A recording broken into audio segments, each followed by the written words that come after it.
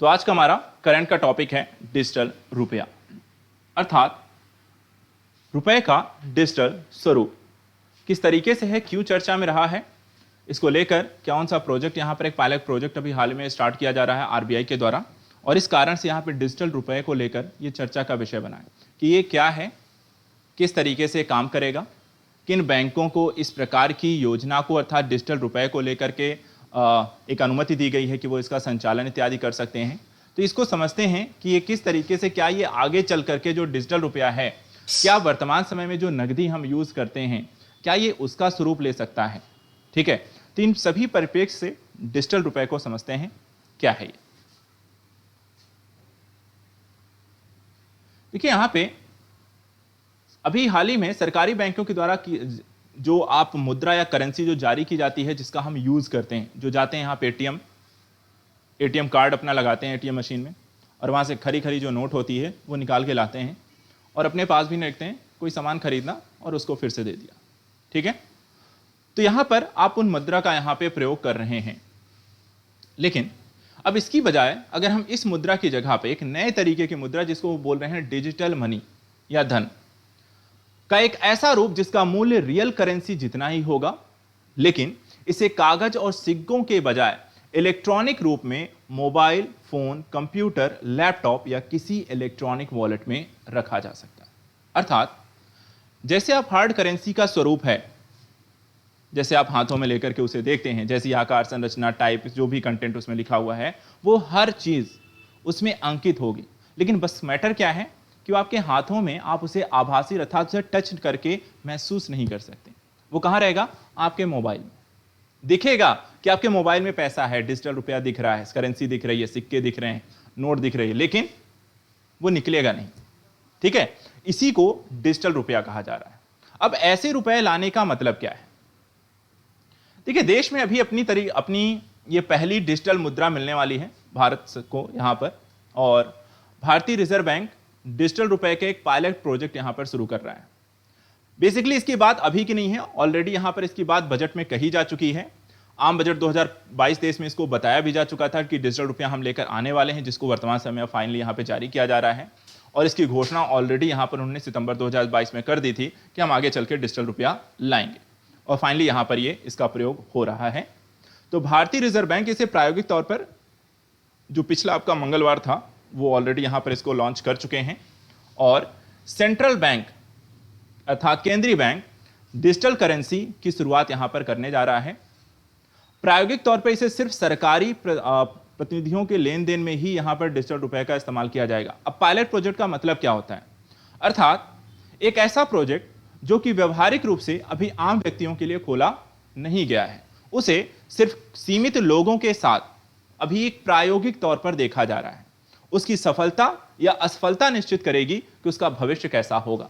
अर्थात ये जो सरकारी लोग आपस में लेन देन इसका करने जा रहे हैं, यदि उन्हें ये सही लगता है, यदि इसे वे स्वीकार करते हैं और उसके अनुसार ये अच्छा है, जो फीडबैक उनको प्राप्त होगा, उसके आधार पर यह होगा कि क्या हमें भी ये डिजिटल रुपया आगे चलकर आम नागरिकों के लिए ओपन होगा, क्या हम सभी इसका प्रयोग करेंगे, या फिर इसको समाप्त भी किया जाए। तो फिलहाल लेकिन ये डिजिटल रुपया प्रयोग के तौर पे स्टार्ट किया जा रहा है। देखा जाए प्रायोगिक तौर पे सिर्फ यहां पे सरकारी प्रतिभागी यहां पर भाग ले रहे हैं, और ऐसा करने के लिए इस पूरी प्रक्रिया अर्थात डिजिटल रुपए के लेन देन को यहां पे संचालित करने के लिए रिजर्व बैंक ने अभी फिलहाल देश के 9 सरकारी और निजी बैंकों के इस प्रक्रिया में शामिल होने की अनुमति दी है।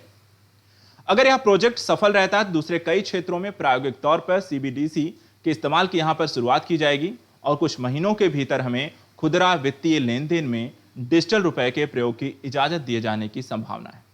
तो इन फ्यूचर के दृष्टिकोण से हम देखते हैं कि खुदरा मूल्यधन में हम यहां पे डिजिटल रुपए का प्रयोग कर सकते हैं। जैसा कि पायलट प्रोजेक्ट के बारे में हमने डिस्कस किया, उसके बारे में वहीं जानकारी दी गई है। केंद्रीय बैंक ने कहा है कि आपको डिजिटल रुपए के पायलट प्रोजेक्ट को कुछ खास यहां पर स्थानों पर चयनित ग्राहकों, कारोबारियों के बीच 1 महीने तक चलाया जाएगा। अर्थात कितने ड्यूरेशन से 1 महीने तक देखा जाएगा, उसके बाद ही कोई फाइनल रिजल्ट में देखने को मिलेगा। इनसे जुड़ी विस्तृत जानकारी बाद में दी जाएगी। फिलहाल ये बहुत सारा चीजें यहां पर अभी बता नहीं रहे हैं। क्यों? क्योंकि अभी यहां पर इसका प्रयोग चल रहा है। जब ये उन्हें लगेगा हाँ ये सब सही है, तब आगे चल के इसे और डिटेलिंग यहां पर इसके बारे में दी जाएगी।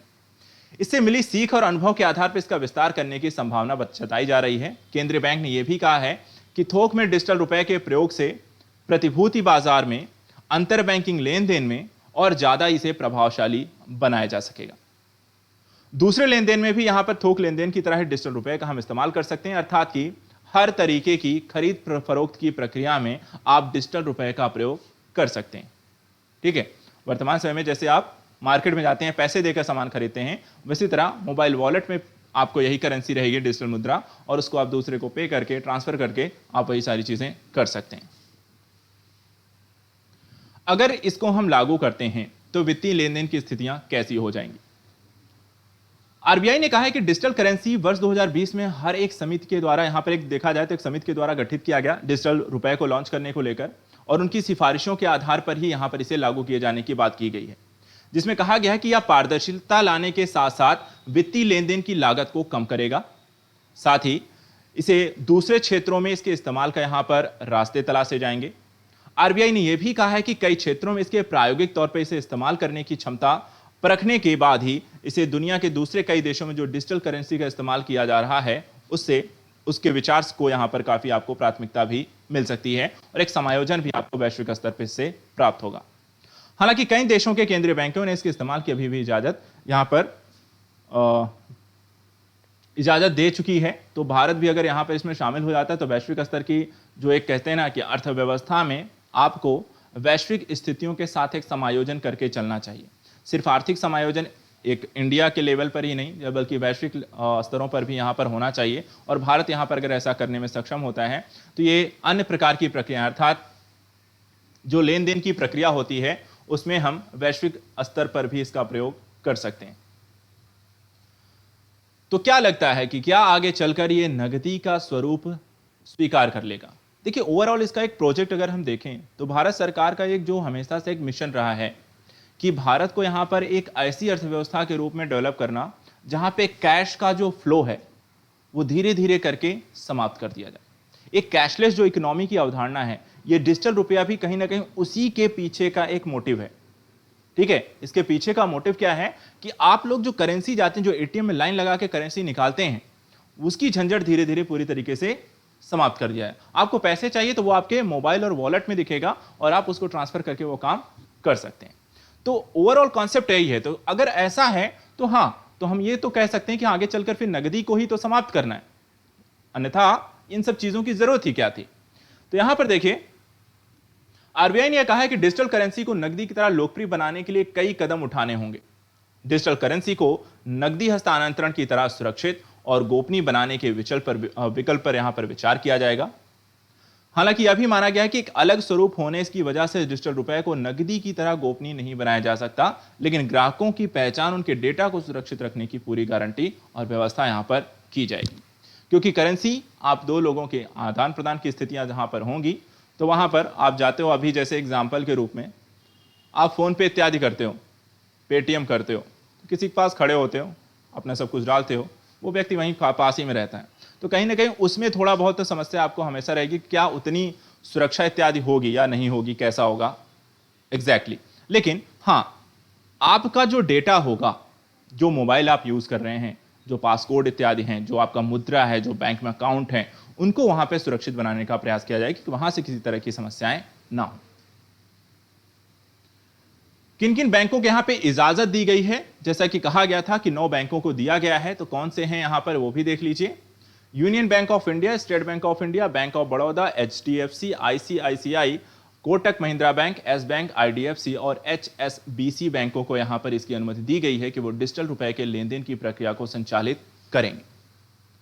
आरबीआई को उम्मीद यह है कि होलसेल सेगमेंट में डिजिटल रुपए के इस्तेमाल से इंटर बैंक मार्केट को अधिक कुशल बनाने की उम्मीद है। इंटर बैंक मार्केट का मतलब होता है जो बैंकों के मध्य प्रक्रिया संपादित होती है, उसको हम कहते हैं इंटर बैंकिंग प्रक्रियाएं। तो यहां पर बैंकों से जुड़ी हुई गतिविधियों को भी ये इसके अंतर्गत था कि एक ऐसा सेगमेंट डेवलप करना है कि डिजिटल रुपए के लेन देन के माध्यम से बैंकिंग जो प्रणाली है उसे और भी बेहतर बनाना, उसके मार्केट को और भी कुशल बनाना है। इसके अलावा एक और कॉन्सेप्ट आता है कि क्रिप्टो करेंसी को लेकर। आजकल देखें तो क्रिप्टो करेंसी कुछ ऐसी ही है, जहां पर आपको क्रिप्टो करेंसी का एक शाइन देखने को मिलता है, वॉलेट इत्यादि में, या जो भी आप वहां पर हैं, और वही उसी की खरीद फरोख्त की प्रक्रिया आपको चलती है। तो डिजिटल रुपया क्या वैसा ही है, उससे अलग है। देखिए, डिजिटल या वर्चुअल करेंसी, लेकिन इसकी तुलना निजी वर्चुअल करेंसी या क्रिप्टो करेंसी से नहीं की जा सकती है। रीजन, निजी आभासी मुद्राएं किसी व्यक्ति के ऋण या देनदारियों का प्रतिनिधित्व नहीं करती है, क्योंकि कोई जारीकर्ता इसका मौजूद नहीं है। अर्थात क्रिप्टो करेंसी को कोई भी बैंक जारी नहीं करती है, कोई सरकार के द्वारा जारी नहीं की जा रही है, ठीक है।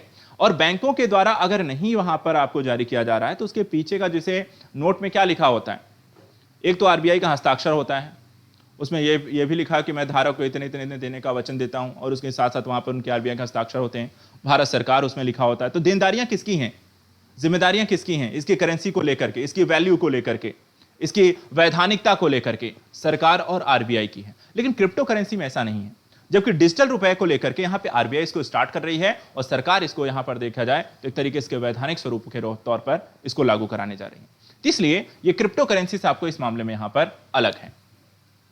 सरकार पहले ही कह चुकी है कि क्रिप्टो करेंसी कभी कानूनी निविदा नहीं होगी। भारत में तो फिलहाल ये स्पष्ट है कि भारत यहां पे क्रिप्टो करेंसी को स्वीकार नहीं करता है, न ही आरबीआई इसे जारी कर रहा है।